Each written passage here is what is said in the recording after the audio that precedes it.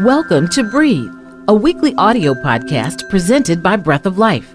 And now, here's the host, Pastor Snell, and co-host David Person. Welcome to Breathe. I'm David Person.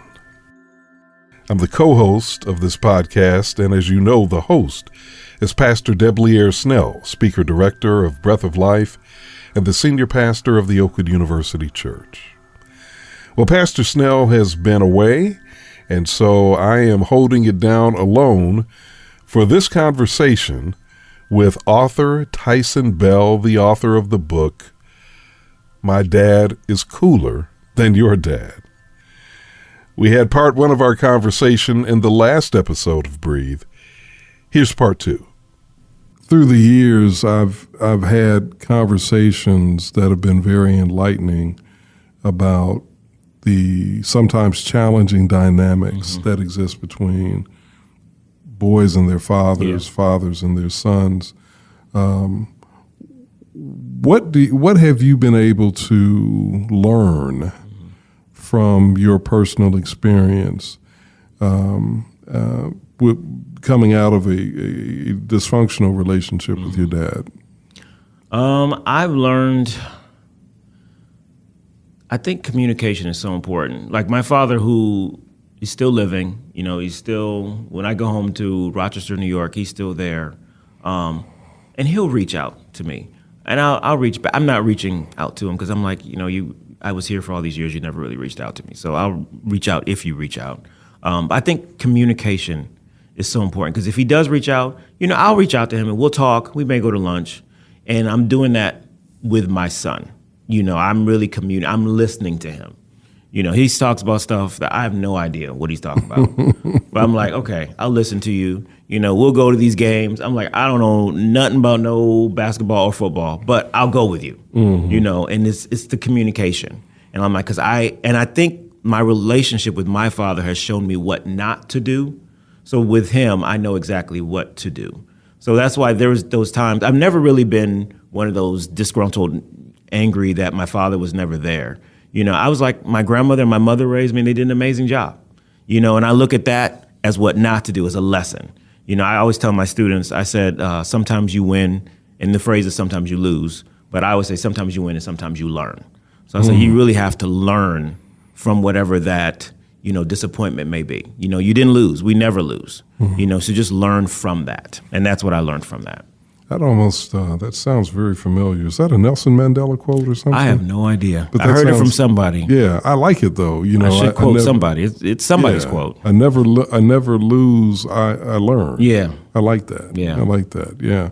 Teachable moments, failures, or when things don't come to fruition, there's still something to be learned. Absolutely. There. It's not a waste. It's not a loss. Absolutely. Yeah, I like that.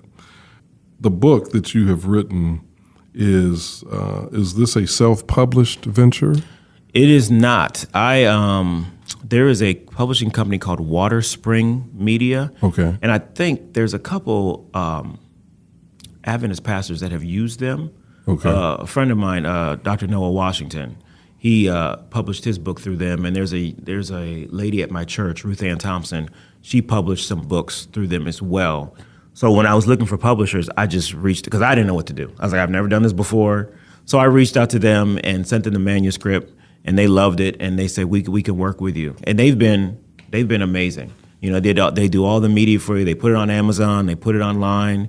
They give you all these little cards. They send you books when you need them. Okay. So they've been really good. And they're actually, I'm almost done with the second one. So there's a second one that the illustrator she's working on now, I'm just waiting for her to finish, but it's an ABC book, and it's same type of character, superhero dad, but this time it's a superhero dad and his daughter. So it's called The ABCs of Being a Supergirl Dad. So I'm hoping that comes out in the fall. That's my plan, so that way I can have two books to market instead of just one. Yeah. The whole idea of being a girl dad really seemed to become into the cultural zeitgeist with the death of Kobe Bryant. Yeah, absolutely. Is that your marker for that too? Absolutely. Yeah. What do you? How do you define being a Supergirl dad? I in the book I talk about different things that dads would do that that take them out of their manly comfort. Getting their nails done, sitting down for tea parties, doing dress up, the things that girls may do with mom, but it's a little different with dad. And that's, to me, that's a girl dad. Things I would do with my daughter. And why do you think that has become such a important, I'll say important facet of fatherhood? This idea of specifically being a girl dad. Why has that come to be? I think it's important because I think the girls, they look at that relationship with their father. If it's a good one, it's a positive one. That's when they get older and they look for that relationship in their husband or whoever they're dating. The guys have already set the bar high. I know with my daughter, I do things. I take her out. I said, this is how, she's 16. So I said, this is how a date should be. This is what a gentleman should be doing. So that way, when she's with that young man, if he's trying to do something that's, something that she may not be used to, she said, well, you're not a good choice for me because my dad did this, and you're just doing this. It's below the bar. So I think that girl-dad relationships helps that young lady in when they want to pick that right young man for their life. So that way they just don't settle for, beneath their, we're below their bar, You said your daughter is 16. She is 16. And she's, we tend to think of teenage girls sometimes as not wanting to have anything to do with their parents. Yeah. Now, maybe that's just TV foolishness, Hollywood foolishness. But what's your experience been? Your daughter likes to hang out with you? I would say yes and no. I mean, we're not. Okay. One thing we do have in common, we're both. She's a movie person like me. Like, I love film. I love going to the movies. She has that more than my son does. He's a gamer. Okay. I have no interest in games at all. Right. But she and I, we go to the movies all the time. But we'll go shopping together. Like, I'll take her shopping. She will hang with us. We don't have the whole, daddy get away from me type thing, which is, I feel good about that. Yeah. So, but we have a good relationship. And I think it's because we spent a lot of time together when she was younger. Okay. So I'm thankful for that. And then if you're spending money on her too. And then, of course, yeah, that's what worries about me being here this week. I was like, oh, she's trying to go shopping. I'm like, oh, we just came down here to record and going back. Yeah. Any final pieces of advice you might have for aspiring authors as it relates to this process of writing the first book? Absolutely. I will say, one of the things I can say, I ran into a lot of people when my book first came out, friends of mine that said, you know what? Wow, you did that. I've always wanted to write a book. I've got book ideas in the back of my brain. And I would tell people we have to be really obedient to the things that God has told us to do. And I think it's because it'll bless us and it will bless somebody else. And there was a young man in second grade who came to my classroom with a book that he wrote. And his teacher sent him, she said, Mr. Bell, I'm sending him down. I wanted to read this book to you. I mean, I was teaching. I stopped what I was doing because I always listened to the boys. And he read his book to me. I said, that's amazing. And I said, you know what? I wrote a book too. And I just happened to have one with me. And I signed it for him. I gave it to him. And you would have thought I just gave him a whole new PlayStation. He took that thing. He read it to his classroom. He read it home.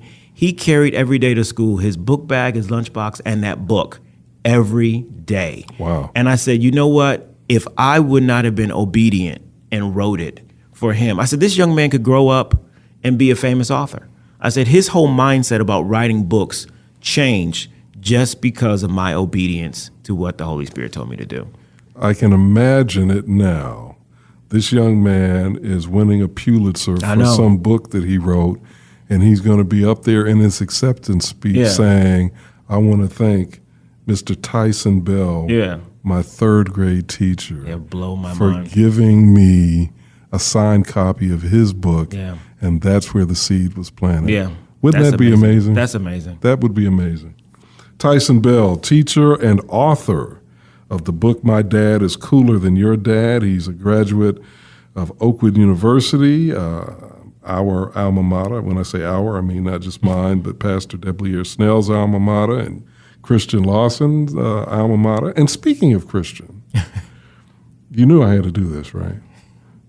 Christian is, this is his final episode with us. Christian is leaving the Breath of Life television ministry, and he's graduated from Oakwood University, is leaving the ministry, and is on his way to a new job opportunity as a graduate.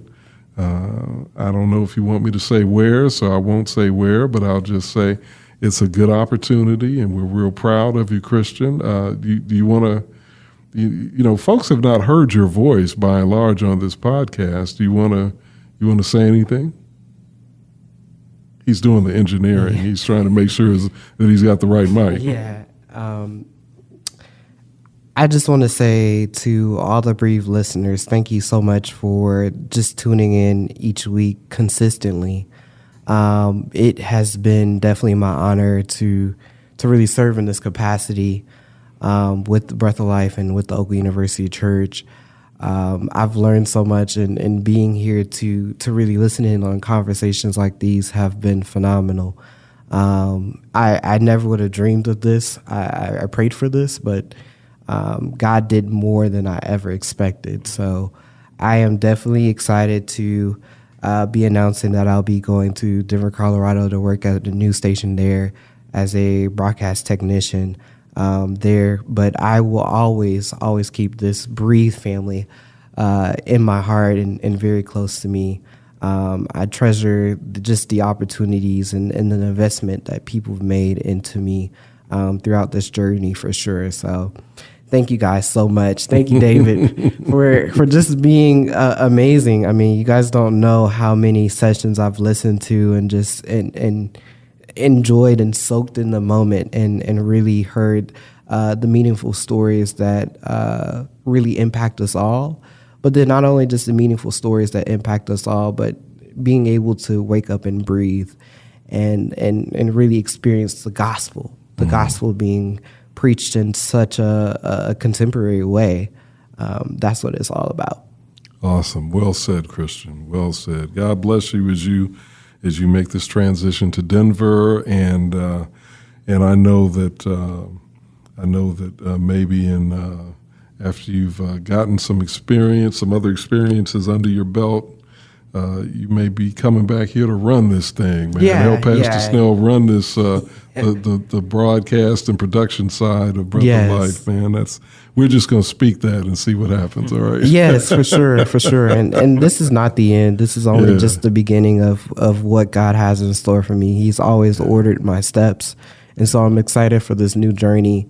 It's really bittersweet to go, but at the same time, I know that there's a passion, and like we've talked about today on this episode, when there's a passion to write, to produce, to create content that really inspires people, you have to go after that. And no matter how difficult it might seem, and no matter how many struggles you might have, you just always have to remember that God is present and that He's still going to be able to keep you moving forward, and that's been my journey throughout the whole process. So I'm grateful to be a part of, like I said, the Breathe family, and we'll always be watching from afar and really still in touch with us folks here. But Breath of Life and Oakwood University Church has done so much for me over the span of the 5 years that I've been here, and I'm thankful for it. You've done a lot for both Breath of Life and Oakwood University Church with your talents and gifts, and this is a very hardworking, industrious young man who's very dependable, and we will definitely miss him. So on behalf of Pastor Deblier Snell, and also on behalf of Christian Lawson, I'm David Person. God bless you. Don't forget that no matter how challenging life may be, you can always stop, pray, and breathe. Breathe is produced by David Person for Breath of Life. The opening theme was produced by David Person and James Bowman. James Bowman and Kelvin Wooten produced the closing theme. Special thanks to our broadcast partner, WJOU-FM Oakwood University Radio. Episodes of Breathe can be found on your favorite podcasting platforms. Please like them and share. Until next time, when life gets difficult, don't forget to breathe.